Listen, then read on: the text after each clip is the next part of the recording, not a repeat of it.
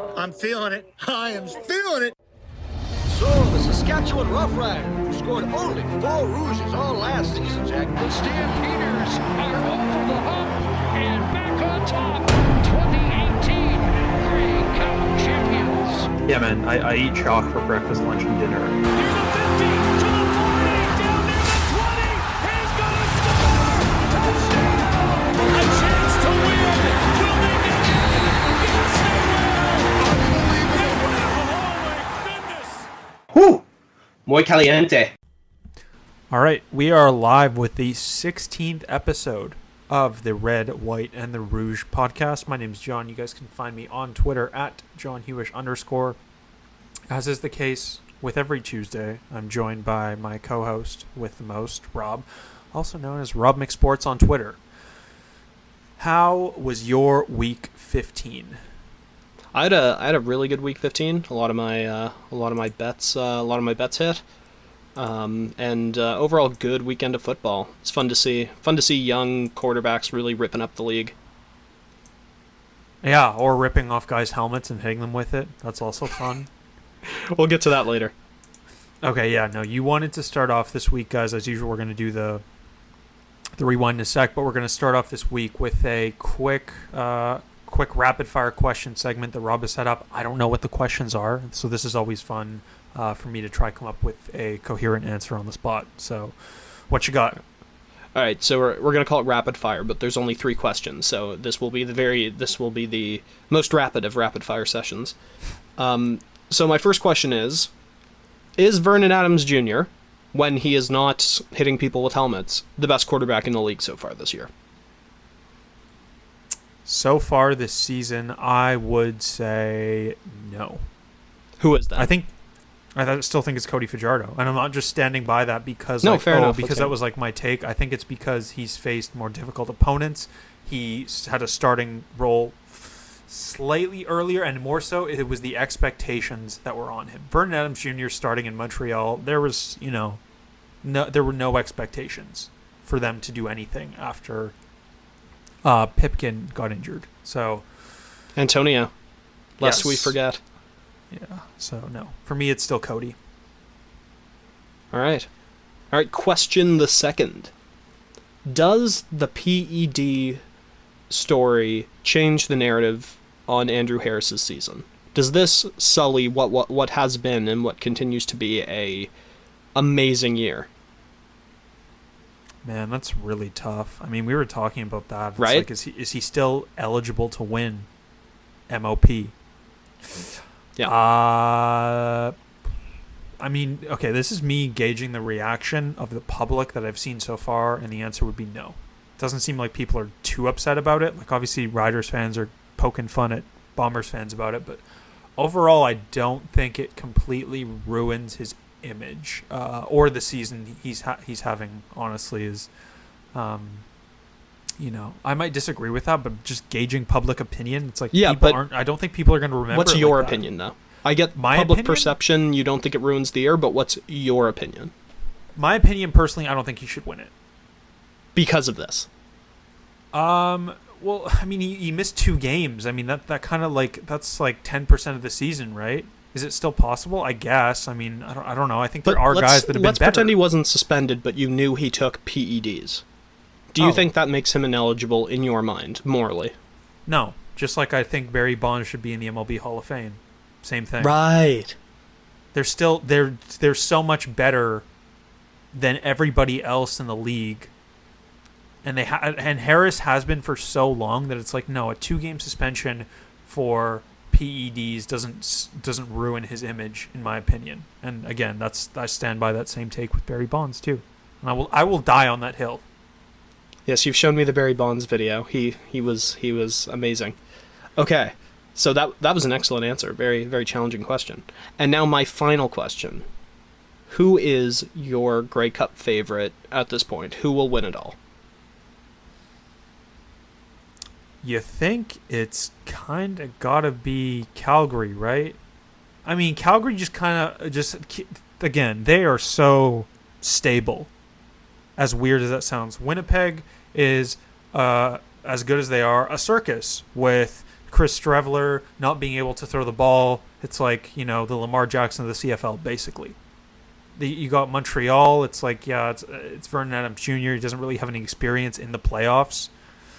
Trevor Harris might be injured.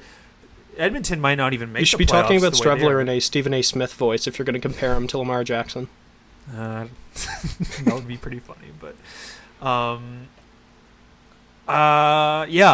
so I think it's got to be Calgary again. It's like I can see maybe Calgary, Saskatchewan, Western Final, or Calgary, Winnipeg, but honestly, in either of those situations, my money is on Calgary to go to the Grey Cup and beat whoever comes out of the East. I think basically any Western team will beat the team coming out of the East. The East has, especially now that Ottawa's really shown their true colors, there's really not a whole lot in the East. And unless Vernon Adams Jr. comes in and throws for 550 yards in a Grey Cup, which I'm not saying is even likely, there's really not a lot in the East to love. Like the Ticats? I don't know, man. I love the Ticats, but I don't know. No, I hate them. I can't say I like anything about them, so I have a bias at this point. No. But anyway, let's jump into the rewind. I told you. What did I tell you? Didn't I tell you? 'Cause I told you. Mm-hmm. Alrighty, so good week last week. Obviously, the biggest game was, the most exciting game was the Montreal Saskatchewan game, Montreal Winnipeg game, in which Montreal won by a single point, and Vernon Adams put up something like 44 DFS points. Yeah, he had 250 passing yards in the fourth quarter alone. Jesus. He went nuts. Literally, he went nuts. Whacked Adam Bighill over the head with his helmet after the interception. Will not be playing this week because he chose to do that. But man, no, that was obviously really exciting. And Edmonton Hamilton too. We saw the end of that game, and I was like, 20-0 for Hamilton. In the first quarter. This is going to be a runaway, and they really shit themselves after that. And Edmonton pulled it together pretty nicely. So that was another exciting ending. I had Calgary -6.5 as well. So Toronto made that a lot closer than I would have liked them to make it, but that was still no surprise. And then BC dumping on Ottawa again. How bad is this Ottawa team? They're worse than BC was 2 weeks ago at this point, honestly. Oh my god. They're making Devon Claybrooks look like a genius. They're truly terrible. And I don't actually just blame Jonathan Jennings. There's so much wrong there, and I can't really put my finger on what exactly it is. Like, if I was the GM, I would basically just have my head in my hands and be in the fetal position, because what a mess. It's all fallen apart so quickly. And it started last summer when they lost basically everyone. But it's really kind of come into the forefront now. Oh, yeah. So last week I made a mistake. I said if BC beat Ottawa, they would be in a playoff position. That was not true. 3 teams don't make the playoffs in the CFL. Not 2. That's right. So it's, they're only 4 points behind Edmonton. Edmonton's free-falling. Trevor Harris might not be back this week. And BC gets to play. They've been blessed to play the Alouettes without Vernon Adams Jr., and they were going to have to face, maybe Antonio Pipkin. That literally everything is coming up Millhouse for the BC Lions right now. This is as good as they could ask for a schedule going down the stretch.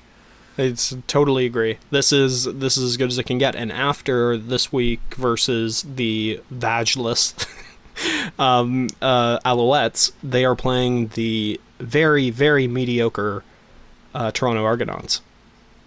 And then they play Edmonton. And I think that'll be it. That'll be the game that decides it. Yes, it will be. As long as Edmonton doesn't put up 2 wins in a row, but especially if Harris is not back, I don't see that as much of a possibility. Somebody play the playoff noise. Playoffs? Yeah, exactly. They might make it. All right. Should we get into this week of action? I think calling what we have this week action is generous. Guys, as I said 7 episodes ago maybe, At this point, your DFS action, unless you're playing like literally every contest, is tough to make it exceed triple digits. So, yeah, I'm probably going to play like 3 contests this week, and they're all terrible. So mainly going to be a betting week for me, as will be the case, honestly, for the rest of the season going down the stretch. It's just unfortunate. That's just, the reality of it with NFL and the way things are. So we just, Because people accept a mediocre product just because it's American. Yeah, I mean, calling again. I don't understand why people get so excited over NFL primetime. That I will never get. Okay. It's not that good, guys. Anyway. Okay, first game of the week on Friday night is Hamilton. They are at Winnipeg, and Winnipeg are 4.5-point favorites. The total in this one is 48. Chris Streveler is going to run for his life and job at 9,600. He's pretty well like a guaranteed to rush for a touchdown at this point, as annoying as that is. Yep. Like, I've kind of grown to hate him because of it. It's annoying. I can't get behind you on that. I love him. It's just stop running. Try to throw the ball. Like, I don't know. When as somebody who had Andrew Harris, it annoyed me quite a bit. But against Hamilton, I have no reason why you shouldn't play him at 9,600 with the way that he runs and how many touchdowns he is just hell-bent on running for this season. He wants to win the fucking...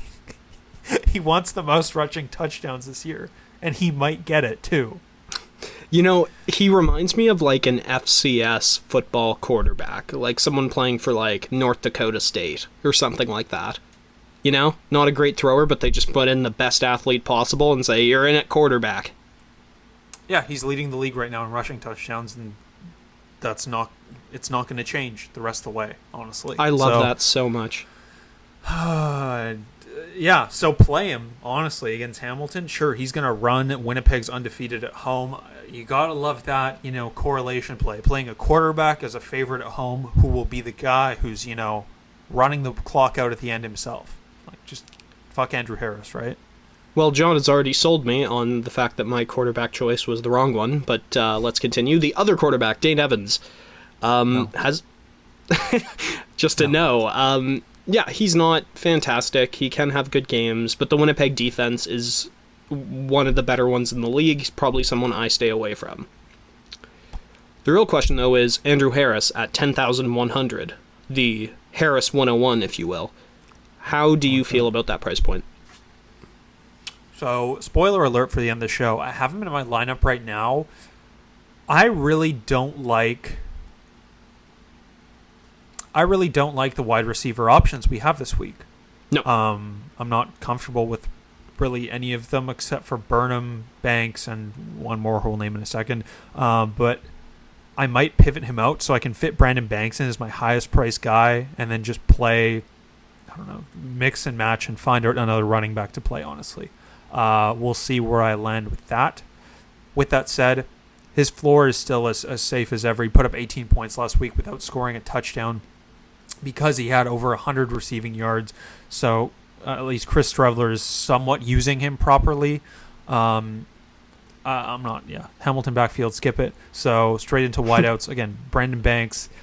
You could go Braylon Addison at 94. Obviously, Brian Burnham will probably be the popular option at 96. And then Marcus Tucker. He's only 4,300, and he's been contributing the last few weeks. Scored a touchdown last week, and he has been seeing some increased targets, like 6, 7. So at 4,300, I really like that, and he's definitely my favorite value play on the board this week. How are you feeling about the Hamilton receiver? We're not talking about the Winnipeg receiving core. That's Andrew Harris. No, we really know, like, the numbers are staggering for the Winnipeg receiving core, and it actually plays out in the pricing on DraftKings. Guys like Wolodarski, Nick Dembski, the man who they will make sure becomes a star. All these guys have no receiving yards this year and are like 5,000 each, 4,800, and these are good, close to elite receivers when utilized properly. But under both Nichols and Streveler, they just haven't been used. So yeah, they're a pass, and they've been a pass basically every week since the beginning of the season when we learned this. Okay. Well, let's. Bombers D is always in play at 48. They're just, they find a way even when they give up a lot of points. So, Yep, they're pretty good. let's get into the next game. Edmonton is at Ottawa. There is no spread. There is no total because Vegas is waiting on the status of Trevor Harris. If Trevor Harris doesn't play, I have no interest in anybody in this game except for Christian Jones at 4,000 and the Eskimos defense and special teams at 44. That's it. If Harris does play, Greg Ellingson's only 7,200. His price is finally coming down. I'm having a look at Greg Ellingson at 7,200. Yeah. In my initial lineup that I made when I was just trying to fit things together, Ellingson at 72, I was like, ooh, that's a spicy meatball. I might have to jump in on that. But I completely agree. Unless Harris is playing, you do not touch anyone apart from Christian Jones. And regardless of Jesus coming down from heaven and playing quarterback for Ottawa, I would still not pick anyone from their receiving core or running game. Nope. Hard pass. Just like Jesus would throw. These last two games. Oh, yeah, the Hail Marys. Anyway, last two games. Oh, man, there is just minimal interest for me. So, Saskatchewan at Toronto. Toronto are 6-point dogs. The total in this one's 50.5. I can name the three players I'm interested on Saskatchewan. Cody Fajardo. Still like him, even though he's probably not going to run as much as Chris Streveler. He is effective with his legs. He is effective with his arm. And the Toronto secondary is not effective. William Powell at 92. Game script fits him very well here. And Naaman Roosevelt, who has been one of the favorite targets for Fajardo the last few weeks, he's been really spreading the ball around, not so much just targeting Kyron Moore and Shaq Evans. I still do like Moore. Evans at 8,800, though, is a hard pass from me. So that Ouch. is, that's as far as my interest goes in this game. Yeah, I don't hate Thigpen here because they are going to run the ball a lot against Toronto's defense, which has been horrible against basically all offense. So it wouldn't shock me if we get a few screen passes to Thigpen, even a few runs from him. It might be something worth looking at if you're looking for a value play, because he puts up basically 10 points a game. You're paying a little bit more than you would for a guy like, I don't know, Katoy or Peterman, but at the same time, I would say the floor is definitely higher. Yes, I would agree with that. Last game of the week already. Man, we're flying through this because honestly there is not a lot to like with the pricing this week. There's not a lot to like with the contests, but Montreal's at BC. BC are 5.5-point favorites with no Vernon Adams Jr. The total in this one is 49. Again, I can name the three players I'm interested in on BC real quick. Mike Riley, John White, Brian Burnham, and that's it. I'm not playing anybody on Montreal, and I'm not going to go dumpster diving in the BC offense either for anybody at this point. It's the Brian Burnham show, and John White occasionally makes an appearance in there. I agree with you generally. I think Brian Burnham and Mike Riley they've got something special going, and that'll probably keep going for a few years now, unless Mike Riley gets Alzheimer's from all the hits he's been taking all year. And I do like John White. However, with Vernon Adams out, I wouldn't be surprised if you see a lot of William Stanback this week. Like a lot. And I think that he's someone worth a play with technically a third or fourth string quarterback in. And the lines have not been good against the run. Other teams seem to have forgotten that, but they're still not good. Yeah, it's like a time of possession thing, honestly. Like Stanback with Vernon Adams in last week, he only carried the ball 5 times for 2 yards. Even if they are feeding him this week, it's just like, again, it's just you feel like they aren't going to be on the field enough to really make it. Do you really think the Lions are that good after 2 weeks against the worst team in the league? No, I just don't think it'll be like, okay, we're going to hand Montreal's the ball a better off. team than BC. Yeah, no, it's like, but like, look at the way they've been using him the last couple of weeks, and if Jeremiah Johnson's back, that just really throws a wrench in the works. Currently, Jeremiah Johnson is out though, so that's something worth mentioning. I see your point. I definitely get it. It's just I disagree. Okay, and that's allowed. There you go. We're not a fucking totalitarian podcast. No, I'll fight you later, but that's different. All right, that is it for the game-by-game breakdown. Let's get into the 3 segments to close out the show. Starting off with the McPicks.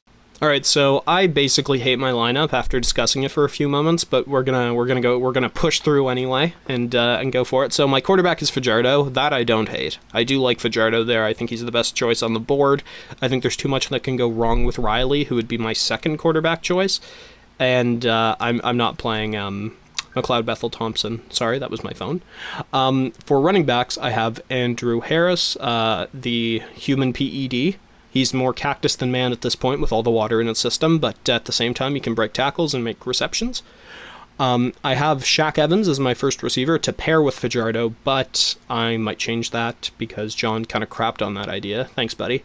For my other receiver, I have Katoy, basically because he's inexpensive, and I'm trying to fit in my next guy, who my first flex, which is William Stanback at 8,000. I know he's expensive, but I think he will get the ball a lot this week with the second string, or I don't know, 80th string QB. And let's remember that Johnny Manziel was going to start the season at quarterback just a few months ago. And then I have Thigpen, mostly because I don't have a lot of pricing options here. Once again, I'm not a huge fan of this lineup, but take it as you will. However, I do like my defense. I like the Eskimos D at 4,400 against a simply disgustingly bad Ottawa offense, which is so terrible that it makes Justin Trudeau's blackface thing look like the second worst thing happening in Ottawa. That was good. Thank you. All right, let's jump into the... All right. Interesting situation for my lineup this week. I'll fire through it real quick. At quarterback, I have Mike Riley. My first running back is Andrew Harris. Like I said, I could pivot him to not pivot him to wideout. I could pivot my highest priced player to wideout and make that Brandon Banks. Wide receiver 1 spot though right now is Brian Burnham. I have Marcus Tucker at wide receiver 2. I like John that. White is my first flex. Christian Jones my second one, and the Bombers D as my defense. Now, if you want to fit Chris Streveler in, it is very simple. You switch the Bombers defense to the Eskimos, and then you put Chris Streveler or Cordy Fajardo in. Honestly, either works for Mike Riley, and that is how you get one of those quarterbacks in. But yeah, I'm not. Could go up from John White to Stanback. I was remembering how Jeremiah Johnson was used. Stanback didn't play in the game that Vernon Adams Jr. didn't play in last, where Pipkin was starting. Antonio. Yeah, so if he's there again, or honestly if they use, what's his name, Schultz, then honestly, the more I think about it, I could see myself using Stanback, especially if Jeremiah Johnson remains sidelined, because Jeremiah Johnson, when he was the lone back that game, did get a fair share of targets and carries. So, excuse me. Yeah, that's a direction I could see myself going in. That was a good game. I watched that one. Well, it was the one that ended early, and I was pissed because I didn't. Yeah, you were at my place. Yeah, fuck. We do actually hang out. We don't live miles apart. I know Canada is large, but I feel like Americans' image of Canada is actually very small. It's like I've talked to American people and been like, oh, I'm from Canada, and they're like, oh, do you know so and so? I'm like, where are they from? They're like, Toronto. It's like a high school. Yeah, it's like, no, Toronto is further away from me, about as far away from me probably as New York is from Los Angeles. So yeah, it's a good reference point. Anyway, price is right.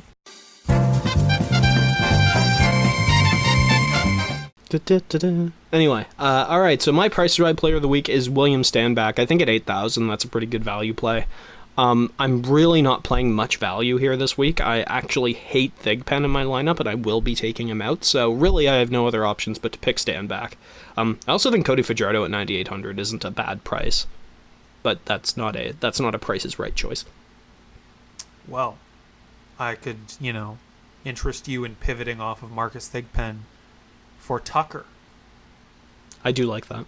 Same first name, so it's not that much of a pivot. Anyway, yeah, Tucker's my favorite value play this week for the Ticats at 43. Again, with not much value out there, game script fits, so yeah, this Winnipeg secondary has been getting exposed a little bit the last couple weeks, and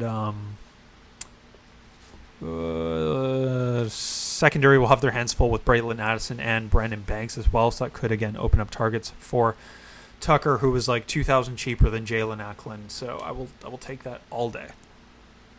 The savings. It's Tucker's like a Costco card of Hamilton receivers. Yeah, he is. Yeah. All right.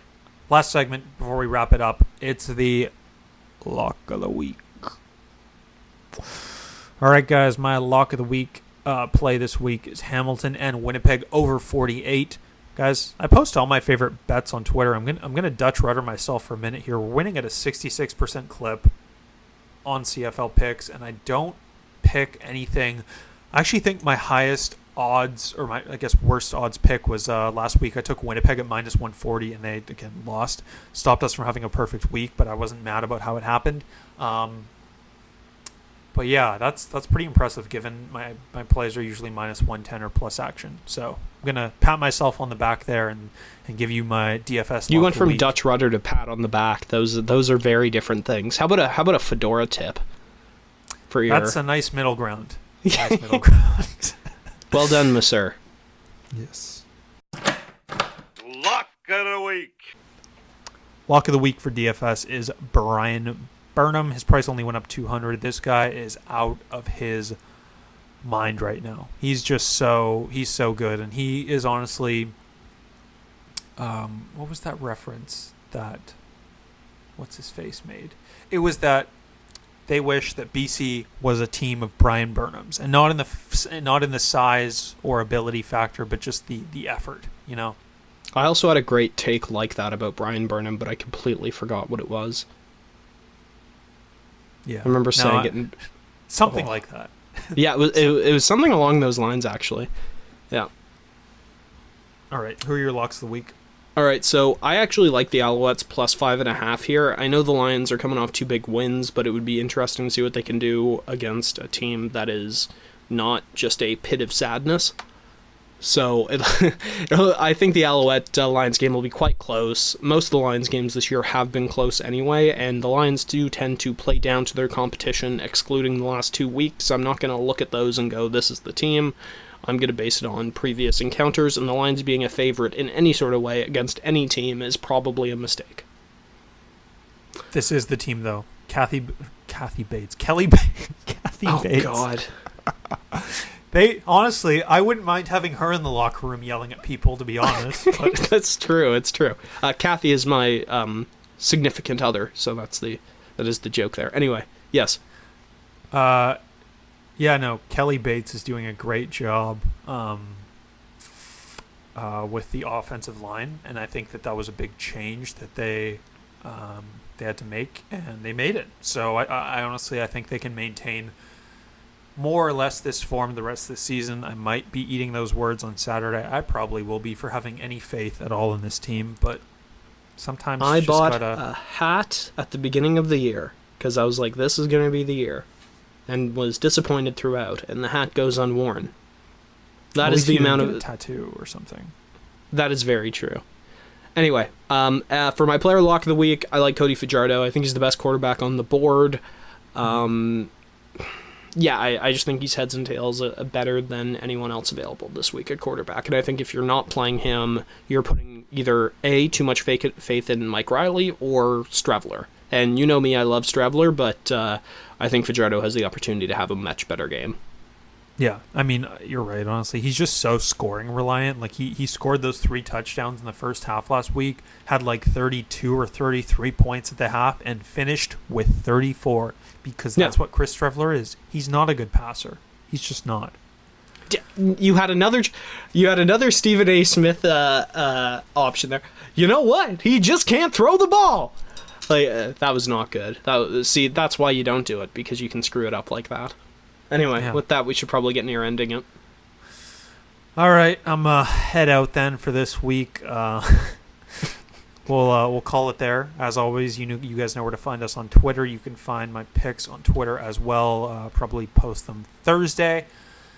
And reach out if you have any questions, betting related, DFS related, whatever the case may be. Or hockey related. We're getting to that time of year. If you want to talk hockey with anyone, you can reach out to me. Yeah, no, you can talk basketball with me, but I'm probably not going to talk much hockey with you. I'm gonna be Yeah. honest. You're a disgrace to Canada. Well, I like to think of myself as a filthy casual. You know, I watch hockey casually. I don't get into, you know, learning all the names of these young up and coming, you know, Slavs or, you know, Russians or whatever. I can't. So yeah, I'm just a Slavs. casual fan. Is that a slur now? Oh no. No, it's Oh, just okay. like I can't think of a Slavic NHL player. Like, you mean like Scandinavian? No, like, oh yeah, I guess Scandinavian, but I think one I can think of is actually Andrej Kopitar. He's a Slav. Yes, he is Slovenian. The only Slovenian NHL player ever, so Yes. Still counts. you got one. Okay, there you yes. All right. Anyway, yeah. No, that's it for the show this week. We will talk to you guys next Tuesday. If you don't reach out to us on Twitter, then best of luck, and you will hear from us then. Goodbye. go. Peace.